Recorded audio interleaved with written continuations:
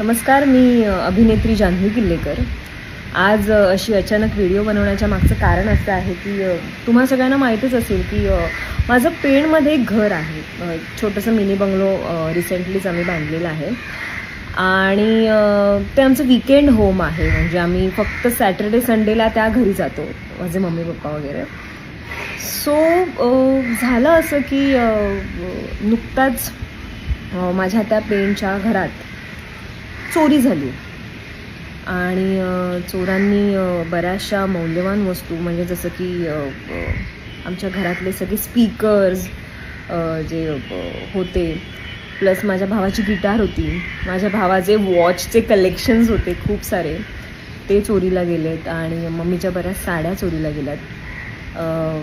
अशा बऱ्याच गोष्टी घरातल्या चोरांना जे शक्य झालं घेऊन जायला ते त्यांनी चोरून घेऊन गेलेत. आणि AC काढण्याचा पण प्रयत्न केला, पण मे बी त्यांना ते जमलं नसेल. फ्रीज पण हलवण्याचा प्रयत्न केलेला आहे, पण काही गोष्टी त्यांना न्यायला जमल्या नाहीत म्हणून त्यांनी नेल्या नसतील कदाचित. पण व्हिडिओ बनवण्याच्या मागचं कारण असंच आहे की जर तुमचंही असंच एखादं बंद घर असेल किंवा तुमचंही एखादं वीकेंड होम असेल तर प्लीज काळजी घ्या, कारण की चोरांचा अगदी सुळसुळाट झालेला आहे.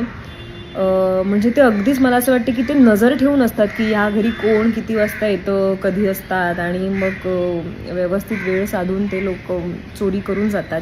आणि काय असतं ना, आपण खूप आवडीने काही गोष्टी घेतलेल्या असतात, आपल्याला आपलं प्रेम असतं काही गोष्टींवर. म्हणजे माझं पर्सनली आहे की माझं एखादं साडी पिन पण मी कुठे विसरून येत नाही, कारण की ती माझी गोष्ट आहे. सो मला माझ्या गोष्टींवर खूप प्रेम आहे आणि अचानक असं सगळं झालं.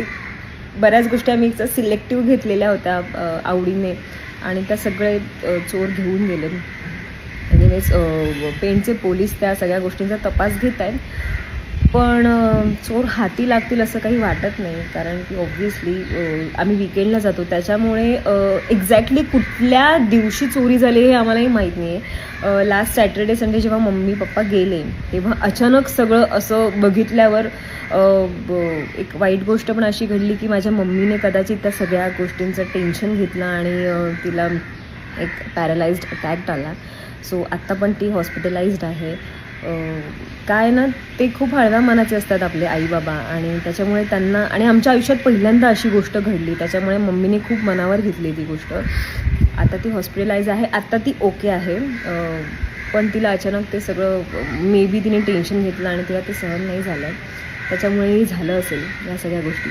सांगण्याचं तात्पर्य एवढंच आहे की जर तुमची असं काही घर असेल, वीकेंड होम असेल, तर त्या घराची काळजी घ्या आणि सतर्क राहा. खूप चोरांचा सुळसुळाट झालेला आहे, एवढंच माझं सांगणं आहे.